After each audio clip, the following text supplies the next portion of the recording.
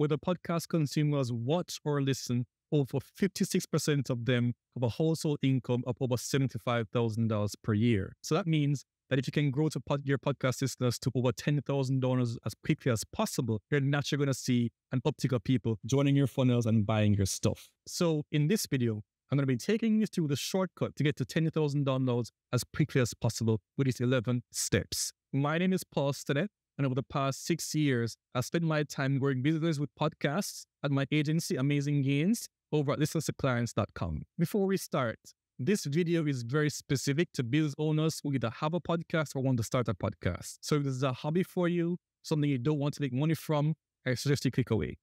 Okay, still here? Let's go.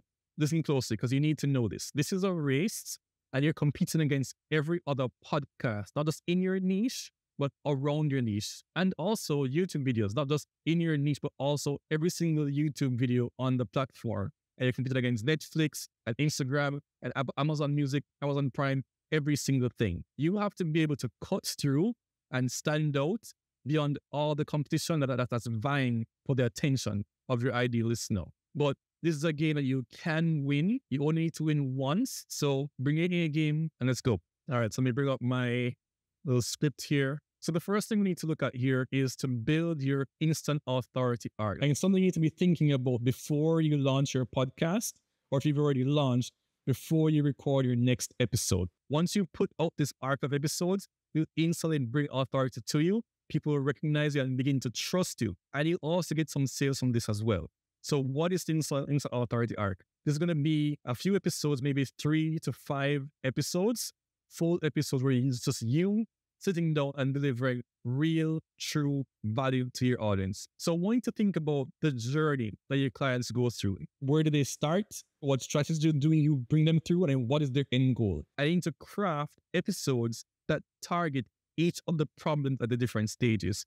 I can give you one example of that. Now, let's say you are a podcast that's dedicated to sobriety, getting people to stop drinking and adopt a practice, develop some habits, and eventually live a very happy and fulfilling life without going into those negative addictions.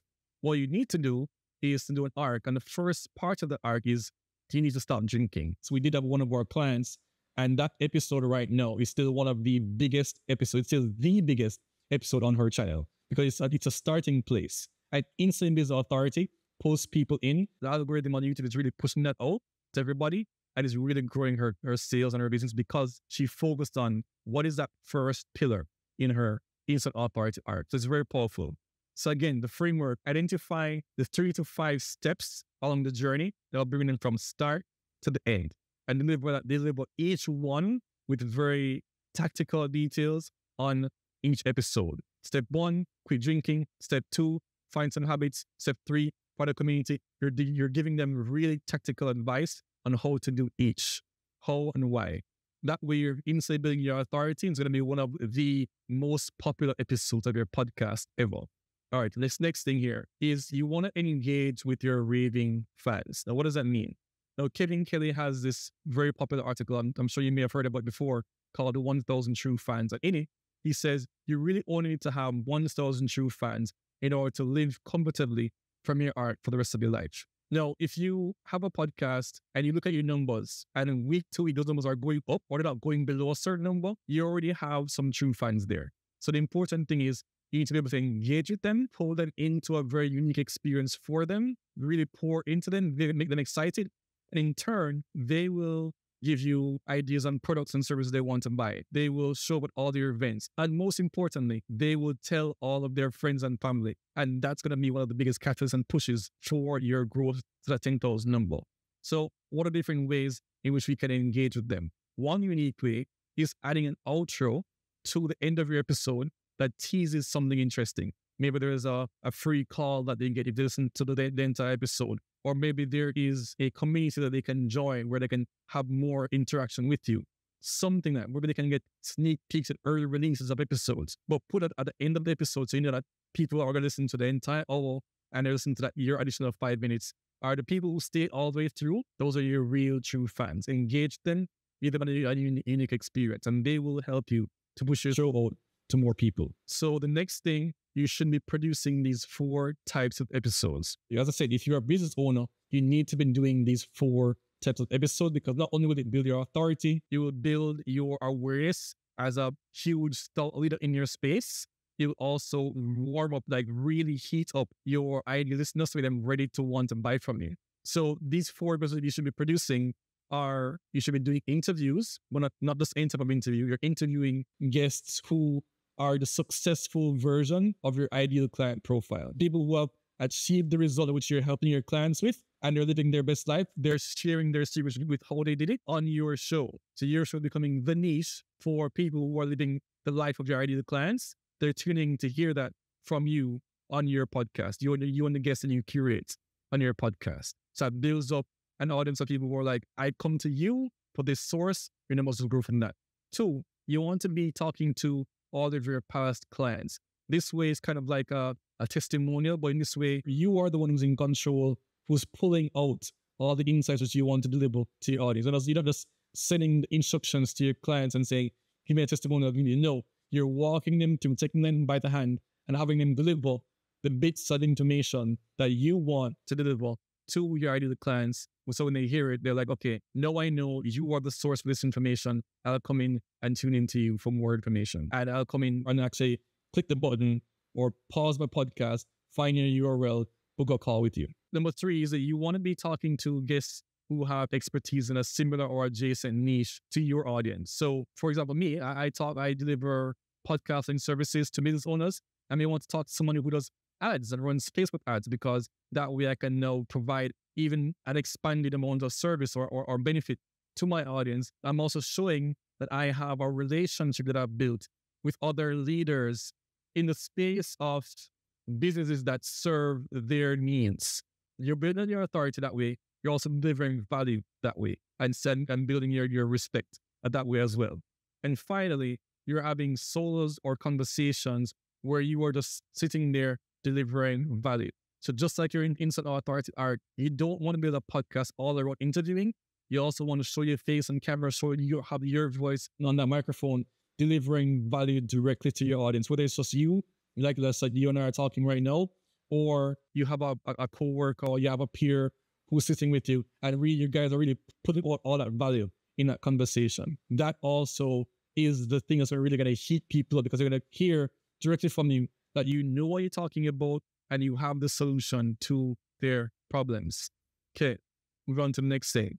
Don't be clever, be clear. This is something that has destroyed so many podcasts. They just want to be clever all the time, but clever doesn't get you found, and clever doesn't get people to stick around and listen to your show. Okay, you want in everything, in your show notes, in your descriptions, in your titles, your podcast artwork.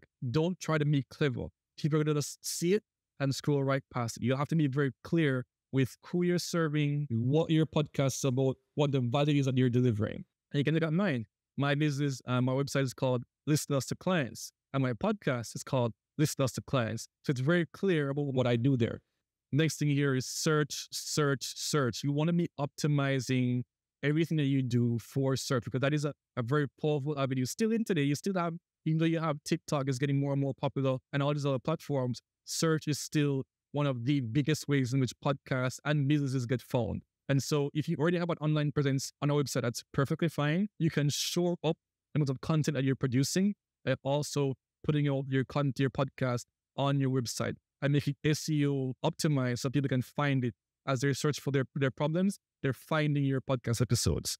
Not only that, by having SEO specific titles and keywords in your podcast descriptions and podcast titles, so that even on the podcast platforms like Spotify, it's also podcast search optimized.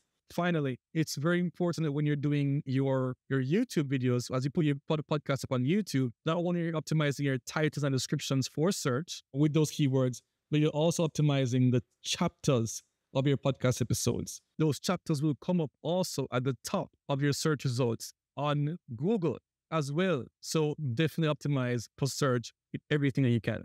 All right, moving on to number 6. You want to be able to convert your audience from your other media into podcast listeners. And this is where I see so many podcasters fall short and fall down, because they think they can just take take the show notes, put that in a caption or put it in an email, and people are going to care and and convert to the podcast. That's just not the case. You need to be creating a unique experience on every platform that you do. If you're going onto Instagram, you're adding captions. If you're going into email, adding and writing an email to get people to convert from email readers, these are readers, you want to convert them to listeners or viewers, you have to give them something compelling. Don't just say, here's my podcast, here are the shows, this is what happened, today's guest is this, we talk about this, there's a third episode. No. You want to find out what are the key takeaways that will really move and shake somebody, and do a full write-up, a real copywriting endeavor on what it is, the different takeaways. Each takeaway can be its own email or its own post on Instagram or other social media platforms or LinkedIn, where you're giving them directly, this is the value, deliver it in a very copywriting way, and then get people now to convert with a call to action over to take advantage of the full episode on Spotify or YouTube. The next thing here, number 7, is to leverage social media heavily. So this is a part where we shine here at Amazing Gains, but it's something that you need to also consider doing. Now, we've gone to 6 things you need to do here. This 7th thing is going to be heavy, but you asked to get 10,000 downloads as quickly as possible. And this is what you're going to have to adopt and do, right? So you have Instagram, you have LinkedIn, you have Twitter, you have YouTube, all these platforms, right? You want to be creating content for all of those platforms, not just Apple Podcasts and Spotify. You need to be creating video that you can use, take a video to make clips for Instagram and TikTok and YouTube Shorts. You need to be making longer clips, like 5 minutes, 10 minutes clips of the full hour-long podcast. Because think about it, how many podcasts have you checked out because you went through a 5-minute clip that was directly targeted about something that you're interested in? And you're like, oh, if this little 5-minute clip is interesting, I want to hear the whole thing. Also, you can now post your entire podcast video onto Twitter. So you can make threads about individual takeaways. Just like I mentioned in the last point, you can also put clips of the episode onto Twitter as well. And also you can put the full episode onto Twitter as well. That way you have so many options, so many ways, so many different content types just for Twitter alone. Same thing applies to LinkedIn. You can't post the video on LinkedIn per se, but you can post clips, vertical, horizontal, and also full threads, full posts about your podcast. Same way you take an email, all those takeaways being fully copyrighted out, you can post those onto LinkedIn as well and go there as well. So I can do a whole video just talking about repurposing content, and can go to all the different ways, all the different platforms. But for now, you need to be thinking about heavily repurposing your content across social media to really get that push back to your podcast for them to become listeners. And when they come to the podcast, that's where all the money is made, because that's where you're building a relationship. They're moving from as just a regular listener to a raving fan, and then clicking your descriptions and buying your products and services. That's where it's happening. All right, number 8. Now, this is the right way to get guests to share your podcast. Now, I'm tired of seeing it. I'm tired of seeing people just, once they're recorded the podcast and everything, they're going to send this email to their guests to say, here are all the links on Spotify, Apple, here are the clips for you to post or whatever. Just please share with your audience. And then your guest is going to take a look at that, scroll to the email, delete. Why do they do that? Because you didn't spend the time to build that relationship and to have them feel like they are a part of something very big and very special. Too many times I see a podcast become a revolving door of guests, and they don't put any emphasis or time into making something, curating something that's really special for the guest and special for the audience. So how do we do that, right? You want to spend some time before the call, before you hit record, just building that relationship, talking to them, finding more about them. You want to save the juicy stuff for the podcast itself, but really spending time building that relationship. You want to be asking them, what are some things they actually want to talk about for themselves on the podcast? What are some promotions that they want to deliver on your podcast? And you really want to take a note of that and tee them up in the podcast, get an opportunity to really showcase themselves in the best light possible. You also want to pause during the episode just to ask them how everything is going and if they need to make any changes or take a break anywhere. You don't want to do it if you already are in flow. But if you do kind of trail off, as every podcast does, take a break, let there be silence, and really give them a chance to breathe and ask them how they're doing and really build a relationship. And finally, once episode is done, reassure them if it went well, reassure them that it went well, that they sound good, that you're going to do the best that you can to have them portrayed in the best light possible. And you're going to also put all their links and everything there and build that relationship with them. So when they go off and you've taken the time to really edit the episode, make it sound great, once they do, then get that email. They're going to be like, you know what? I had such a great time on that episode. I'm going to now do all I can to promote it because I did something really special with you as the host of the podcast. Number 9, you want to plan your 8-week pre-launch activities. This is going to be a game changer. Not everyone will be able to do this depending on the size of audience you have. Basically, what you want to do is you want to make a call to action to get people to join you for a unique experience. You're going to be launching your podcast, or if you already have your podcast but it's not growing, you're going to relaunch your podcast, and you want people to participate in that relaunch. You want people to raise their hand to sign up to be a part of that relaunch process. And in that relaunch process, you're going to go up to and you're going to give them sneak peeks into episodes. You're going to have them give you their opinions on things like new artwork, new website design, new social media graphics. You're going to have them give you insight on maybe your trailer or an episode or even guests that they want to hear on your show. This is you giving. So it's like Gary Vee says, jab, right hook. Your right hook is going to be when the podcast goes live. They're going to do 2 things. One, and most important, they're going to rush to Apple, to Spotify, to wherever they listen to podcasts, and they're going to leave a rating and a review, a 5-star rating and a review of the podcast. And 2, they're going to share with their audiences. You're going to give them special graphics to use or clips to use ahead of time, and then they're going to go on launch day and share it with the world. And that's going to be a really huge push to get new listeners. And people who are going to listen to your podcast are going to see all those ratings and believe, because it will be true, that your podcast is something worth listening to, since so many people already care about it. And that's going to be a huge momentum going into your launch or your relaunch. Number 10, I put it all the way at number 10 here. It's important, but not as important as all the others, but I definitely do want you to pay attention here. It's very great audio. No one wants to hear a podcast or even watch a podcast if the audio is terrible. And it's very simple nowadays to get good audio. Equipment is super cheap. There are tools now. Have a good microphone. There are affordable microphones everywhere. You can look at the link down below to have my equipment list. Get a good microphone. Also, you could use tools like Crisp or post-produced audio as well to get to have it really sounding as best as possible with the right compression and everything like that. And then you can have it edited. Have it edited by a professional editor. Errors and mistakes are reduced to a minimum, and you'll be sounding super great. And that will not be what holds your podcast back. You don't want audio to hold your podcast back.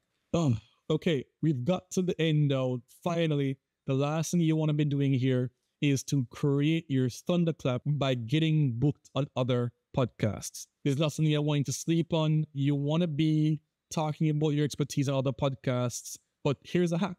Try to get all these podcast guest appearances to be published around the same time you're doing your launch or your relaunch, because that's going to contribute to all the resonance, the resonating thunderclap that you'll be creating around you and your show. It's going to give you a huge boost because of all the calls to action on those podcast guesting slots to your podcast, along with everything from the last 2 steps about your pre-launch and about social media to get people coming through to your podcast. If you do all these 11 steps, I guarantee you're going to not only meet but exceed those 10,000 downloads on your show. And leave a comment down below. And I want to hear how well it went for you, how many downloads you got from that, how any of one of these 8 things transformed your show. Leave a like on this video as well. And I'd love to hear more and connect with you. So definitely subscribe, and we'll see you in the next video. Take care.